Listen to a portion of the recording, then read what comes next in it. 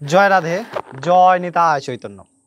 আশা করি সবাই খুব ভালো আছেন এবং আনন্দিত আছেন। আমরা প্রাত্যহিক ভগবানের কথামৃত শ্রীমদ্ ভগবদ গীতা অমৃত স্বরূপ আস্বাদন করে চলেছি। এটা আমাদের মহা সৌভাগ্য বা পরম সৌভাগ্য। এই যে ভগবানের কথা বলা বা ভগবানের কথা শোনা, এই দুটোই কিন্তু অহৈতুকী করুণা ছাড়া হয় না। এই জীব চরাচরের এই পৃথিবীর মধ্যে এমন অনেক দেশ আছে, অনেক প্রান্ত আছে যেখানে কিন্তু কৃষ্ণ নাম উচ্চারণ করার মতো, হরি নাম উচ্চারণ করার মতো, শিব, কালী, যে কোনো ভগবানের নাম উচ্চারণ করার মতো কোনো পরিস্থিতি নেই, কোনো ব্যক্তি নেই, কোনো বিশেষ ব্যবস্থাই নেই। তাই আমাদেরকে করুণা করেছেন যিনি ভুলবশত অনেক পাপ করার পর একবার ভগবানের নাম শুনেছেন বা ব্যঙ্গ করেও একবার ভগবানের নাম বলেছেন, তিনি নিশ্চিত ভগবত কৃপার পাত্র এবং তাকে কোনোদিন জম নিয়ে যেতে পারে না। ইহা ভগবানের সিদ্ধান্ত, কারণ এক কৃষ্ণ নামের সমান কিছু হয় না। চলুন আমরা প্রসঙ্গক্রমে অগ্রসর হচ্ছিলাম রাজবিদ্যা রাজগুহ্য যোগের। আগের দিন পর্যন্ত আমরা 28তম শ্লোকের আলোচনা করেছি।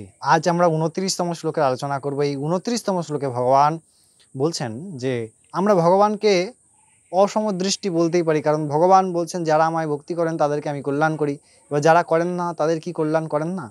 এই বিষয়টি অত্যন্ত গুহ্য। ভগবান কি বলছেন আমরা নিশ্চয়ই জানবো। চলুন প্রথমে আমরা শ্লোকটি শুনে নিই। ভগবান 29তম শ্লোকে রাজবিদ্যা রাজগুহ্য যোগে বলছেন যে সমোহম সর্বভূতেষু ন মে দস্যাহন্তি ন প্রিয়ঃ যে ভজন্তি তু মাং ভক্ত্যা ময়িতে তেষু চাপ্যাহম। ভগবান বলছেন আমি সমস্ত প্রাণীতেই সমান, আমি কোনো প্রাণী বা কোনো বস্তু নির্দেশে আলাদা পৃথক নয়। আমাদেরকে আলাদা করে ভগবানকে কিন্তু প্রাপ্তি করতে হয় না, কারণ আমরা ভগবান প্রাপ্ত এবং আমাদের স্বরূপ ভগবান, আমাদের স্বরূপ সচ্চিদানন্দ। শুধু বোধ করানোর জন্য এই সাধন পদ্ধতি। তাই ভগবান বললেন যিনি আমার প্রতি আসক্ত বা আমার ভক্তি করেন, তাতে কি করেন ভগবান না, ভগবান তার মধ্যে এবং তিনি তার মধ্যে অবস্থান, অর্থাৎ ভক্ত ভগবানের মধ্যে এবং ভগবান ভক্তের মধ্যে অবস্থান করেন বা প্রকাশিত হন এবং তিনি তাহা বোধ করতে পারেন বা অনুভব করতে পারেন। যিনি অনন্য তার সাথে ভজন করেন ভগবানের, তিনি কি করে বোধ করতে পারেন যে হ্যাঁ ভগবান। কেন? তখন ভগবানের যে চরিত্র, অর্থাৎ ভগবান সচ্চিদানন্দ, ভগবানের যে স্বরূপ, সেই স্বরূপ বোধ হয় আমাদের হৃদয়ের মধ্যে। তাই ভগবান প্রাপ্তি বিশেষ করে কিছু হয় না, ভগবান সবার মধ্যে সমান।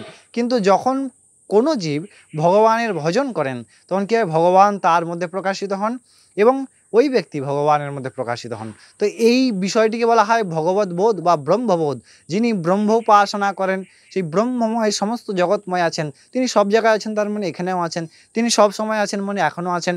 তো এই বোধটা করা এবং আমি যে সেই ভগবান সাক্ষাৎ, সেই স্বরূপটা তিনি প্রাপ্ত করান বা সেই স্বরূপটা বোধ করান।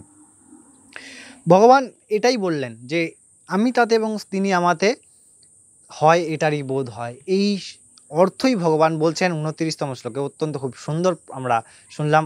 আবার পরবর্তী শ্লোক আমরা পরের দিন আলোচনা করবো। অবশ্যই তখন অনেক ভালো থাকবেন, সুস্থ থাকবেন। জয় রাধে, জয় নিতাই চৈতন্য।